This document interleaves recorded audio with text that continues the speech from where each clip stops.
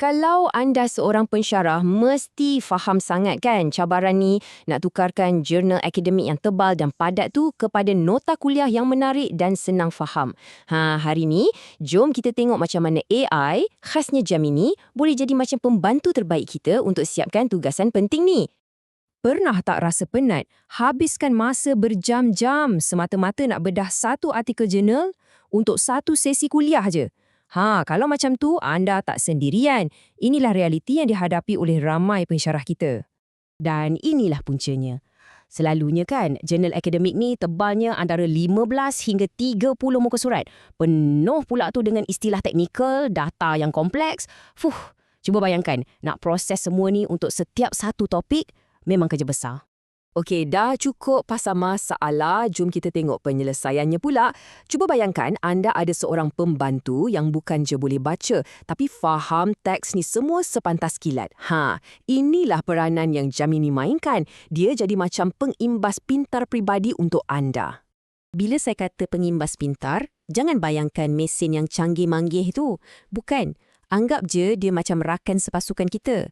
Seorang pembantu yang bijak, yang tolong tapis dan keluarkan mana satu isi parti yang paling penting daripada lautan teks akademik tu. So, macam mana Gemini buat semua ni? Rahsianya ada pada 3 kuasa utama dia.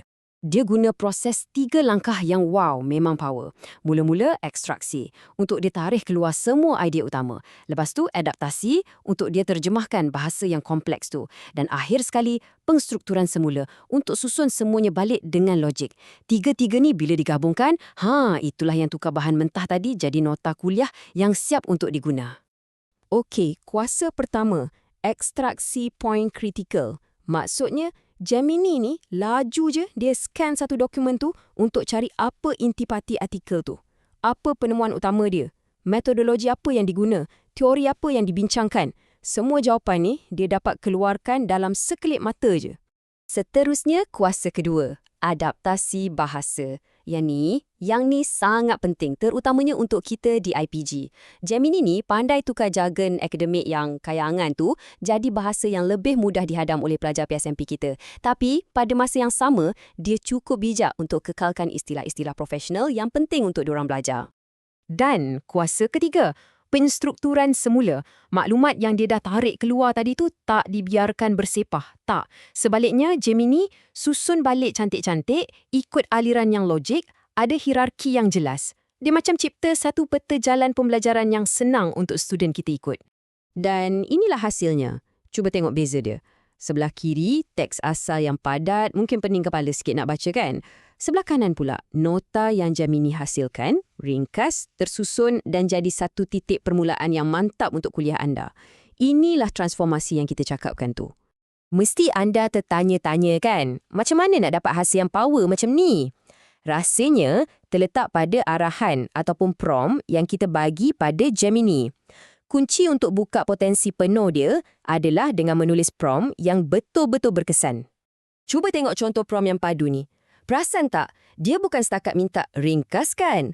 Dia bagi konteks. Peranan kita sebagai pensyarah di IPG. Dan untuk siapa nota ni? Iaitu pelajar PISMP. Konteks macam inilah yang buat AI bagi hasil yang jauh lebih relevan dan tepat untuk kita.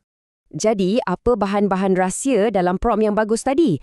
Ada 4 benda penting. Pertama sekali, nyatakan peranan anda. Kedua, jelaskan siapa audiens sasaran anda. Yang ketiga, tentukan format output yang anda nak, contohnya dalam bentuk point. Dan yang terakhir, kalau perlu, bagi terus struktur kandungan yang spesifik. Setiap satu ni macam penunjuk arah untuk AI, supaya hasil di nanti betul-betul kena dengan apa yang kita nak. Dan bab teknikal, alahai, senang je. Tak payah jadi pakar IT pun. Anda cuma perlu salin dan tampal atau copy-paste je teks daripada jurnal tu. Atau lagi senang, kalau versi yang anda guna tu ada fungsi tu, muat naik je file PDF artikel tu terus dalam Gemini. Mudah kan? Sekarang, jom kita fikir pasal gambaran besarnya pula. Apa kesan sebenar bila kita guna alat macam ni? Sebenarnya, ia bukan pasal teknologi semata-mata tau. Ia pasal kita dapat balik aset kita yang paling berharga, iaitu masa. Inilah kesan sebenar yang kita cari. Bila kerja-kerja rutin macam meringkas artikel ni dah automatik, kita sebagai pensyarah dapat lebih banyak masa dan tenaga untuk fokus pada benda yang AI tak boleh ganti, iaitu merancang pengalaman pembelajaran yang betul-betul bermakna dan transformatif untuk bakal guru kita. Jadi, saya nak tinggalkan anda dengan satu soalan. Cuba bayangkan, kalau anda boleh dapatkan balik berjam-jam masa anda setiap minggu, apa agaknya yang anda akan buat dengan masa tambahan tu? Mungkin boleh reka aktiviti pengajaran yang lebih inovatif atau buat penyelidikan yang lebih mendalam. Fikir-fikirkanlah kemungkinannya.